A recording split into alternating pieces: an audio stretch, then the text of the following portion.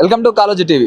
Recent గా చూసుకున్నట్లయితే హరీష్ రావు గారికి సిట్ విచారణ కూడా హాజరు కావడం జరిగింది. మళ్ళీ కేటీఆర్ గారిని కూడా ఇవాళ సిట్ విచారణకు వెళ్ళడం కూడా జరుగుతుంది. అసలు ఏం జరుగుతుంది, కాంగ్రెస్ పార్టీని కూడా వాళ్ళు టార్గెట్ చేశారా, లేకపోతే ఎలాంటి పరిణామాలు చోటు చేసుకుంటున్నాయనే దానిపై కూడా మనం మాట్లాడదాం. మన దగ్గర ఇప్పుడు బీఆర్ఎస్ నాయకురాలు పవని గౌడ్ గారు ఉన్నారు. నమస్తే. నమస్తే. రీసెంట్ గా చూసుకున్నట్లయితే హరీష్ రావుకి ఇచ్చారు నోటీసులు, అలాగే కేటీఆర్ కూడా ఇవాళ నోటీసులు ఇచ్చారు. ఖచ్చితంగా జైల్లో పెడతామని చెప్పి కూడా కాంగ్రెస్ నాయకులు అంటున్నారు. అలాగే కార్యకర్తలందరూ కూడా కాంగ్రెస్ నాయకులందరినీ కూడా తిట్టడం కూడా చూస్తున్నాను. ఎట్లా చూసుకోవచ్చు మరి? ఇప్పుడు బీఆర్ఎస్ నాయకులను కేసీఆర్ గారిని, కేటీఆర్ గారిని, హరీష్ రావు గారిని జైల్లో పెడతాం అనేసి ఇవాళ కొత్తగా అంటలేరు. అధికారంలోకి వచ్చిన 2 ఏళ్ల నుంచెల్లి అంటారు. అధికారంలోకి రాకముందు నుంచెల్లి కూడా అవినీతి చేసిండ్రు అనేసి నిరాధారమైన ఆరోపణలు చేసిర్రు. ఆ ఆరోపణలు చేసే అధికారంలోకి వచ్చిన తర్వాత కూడా ఇక్కడ కేంద్రంలో ఉన్నది బీజేపీ, రాష్ట్రంలో ఉన్నది కాంగ్రెస్. మరి 2 జాతీయ పార్టీలు కలిసి ఇప్పటి వరకు ఎన్ని ఆధారాలను కలెక్ట్ చేసుకున్నారు?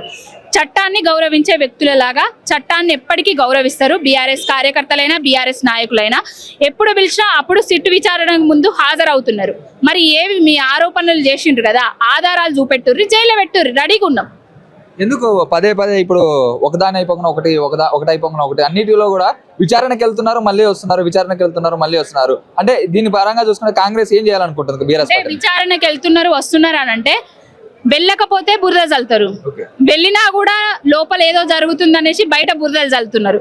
ఇంకొకటి, రేవంత్ రెడ్డి అనేటైనే 2 ఏళ్ళు అవుతుంది అధికారంలోకి రావడానికి ముందు ప్రజలకు ఇచ్చిన హామీలేంటి, అధికారంలోకి వచ్చిన తర్వాత ప్రజలను ఏ విధంగా డైవర్ట్ చేస్తున్నారు, అది ప్రజలే గమనించుకోవాలి. ఏదైతే మా నాయకులు, మా ఉద్యమ నాయకులు 420 హామీల మీద, 6 గ్యారంటీల మీద, ప్రజలు పడుతున్న కష్టాల మీద చెలించి ఎప్పటికప్పుడు స్పందిస్తుంటే ఓర్వలేకనే ఇవన్నీ కుట్రలు చేస్తున్నారు. ఇంకొకటి, నైని బొగ్గు స్కామ్, కుంభకోణం, బామ్మర్ది భాగోతాన్ని బయటపెట్టినందుకు హరీష్ అన్నను సిట్టు ముందడికి పిలిచారు. మళ్ళా దావోస్లా మన గురువు గారిని కలిసిండు, దాని నుంచి డైవర్ట్ చేయడానికి మళ్ళీ రామన్నను సిట్టును పిలిచిండ్రు. అంతే తప్ప ఇంకొకటి లేదు. పసలేని కేసులు కొండం దవ్వి ఎలుక తోకను కూడా పట్టలేరు. ఇంకొకటి ఏంటంటే, ఇప్పటికైనా ఈ కక్ష సాధింపు చర్యలు బంద్ చేసి ప్రజలు ఇచ్చిన పాలన మీద దృష్టి పెట్టుర్రి. ప్రజా పాలన అని ప్రజా హంతక పాలనను తీసుకొచ్చి యూరియా కోసం రైతన్నలు రోడ్ల మీదకి వచ్చి ఏడుస్తున్నారు. రైతు భరోసా లేదు, రైతు బంధు లేదు, రైతు బీమా లేదు, రైతులకు ఎరువులు లేవు, రైతులు పండించిన పంటను కొనేటోడు లేడు, రైతులు పండించిన పంటకు బోనస్ ఇచ్చేటోడు లేడు. ఇవన్నీ మాట్లాడితే కేసులు పెడతారు. గది జరుగుతుంది తెలంగాణలో. బీఆర్ఎస్ పార్టీని ఎలాగైనా 100 ఫీట్ల లోపల పాతి పెడతామని చెప్పి కూడా సీఎం రేవంత్ రెడ్డి వని బొక్క వని బోడ. BRS party, TRS party Telangana కోసం ఏర్పడ్డ పార్టీ, తెలంగాణ తీసుకొచ్చిన పార్టీ, తెలంగాణ ప్రజల గుండెల్లో ఉన్న పార్టీ. బాపు కేసీఆర్ గారు ప్రతి తెలంగాణ పౌరుడి గుండెల్లో ఉంటారు. దీన్ని బొందబెట్టుడు, దీన్ని లేకుండా చేసుడు ఎవరి తరం కాదు.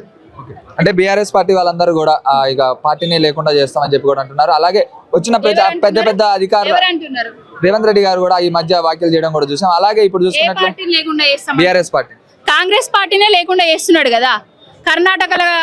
కర్ణాటకకి తప్ప మహారాష్ట్రలో మొన్నటికి మొన్న మున్సిపల్ ఎన్నికలలో ఏం జరిగిందో మీకు తెలుసు. ఎక్కడ ప్రచారాలకు పోయినా అక్కడ కాంగ్రెస్ పార్టీని బొందబెట్టేస్తున్నాడు కదా. రేపు రాబోయే రోజులలో తెలంగాణలో కూడా కాంగ్రెస్ పార్టీని బొందబెట్టి బీజేపీలకు జంప్ అయ్యి గురువు గారితో బంధం కలుపుకొని మళ్ళీ ఏదో చేస్తాడు. అంతే తప్ప ఇంకొకటి లేదు.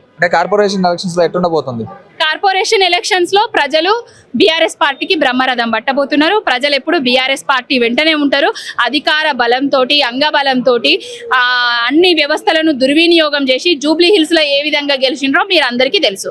ప్రజలు ఓట్లేసింది బీఆర్ఎస్ పార్టీకి, కానీ దొంగ ఓట్లేసుకొని గెలిచింది కాంగ్రెస్ వాళ్ళు. రేపు అధికారాన్ని అడ్డం పెట్టుకొని ఏం చేస్తారో చూద్దాము. కానీ ప్రజలందరూ గమనిస్తున్నారు. రేపు రాబోయే రోజులల్లా బీఆర్ఎస్ పార్టీ అధికారంలోకి రాబోతుంది. బాపు కేసీఆర్ గారు ముఖ్యమంత్రి కాబోతున్నారు, రాసి పెట్టుకోండి. ఒకవేళ ఈ సిట్ విచారణలో కూడా సిట్ విచారణ జరిగి ఒకవేళ కేటీఆర్ ని అరెస్ట్ చేస్తే పరిస్థితి ఏంటి? సిట్టు లేదు, ఉట్టు లేదు, ఏం లేదు. ఓకేనా? కేటీఆర్ గారిని అరెస్ట్ చేస్తారా? చేయని చూద్దామని చెయ్యని కదా. ఇప్పుడు కేటీఆర్ గారిని విచారణకు పిలిస్తేనే ఇంతమంది వచ్చినాం.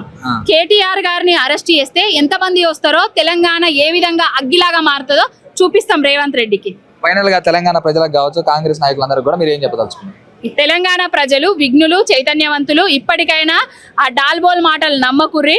ఆ రేవంత్ రెడ్డి 6 గ్యారెంటీలు 420 హామీలను నమ్మి మోసపోయారు. మళ్ళా మనం ఏ ఎలక్షన్ వచ్చినా కూడా బీఆర్ఎస్ పార్టీకి బ్రహ్మరథం పట్టుర్రి. రైతు బంధు రావాలన్నా, రైతు బీమా రావాలన్నా, రైతులకు యూరియా రావాలన్నా, కేసీఆర్ కిట్టు రావాలన్నా, న్యూట్రిషన్ కిట్టు రావాలన్నా, దళిత బంధు రావాలన్నా, బీసీ బంధు రావాలన్నా, గురుకుల పిల్లలకు ఆ పురుగులు లేని ఆహారం కావాలన్నా కూడా, తెలంగాణ మళ్ళీ నెంబర్ 1 స్థానానికి పోవాలన్నా కూడా బీఆర్ఎస్ పార్టీ రావాలి అంతే.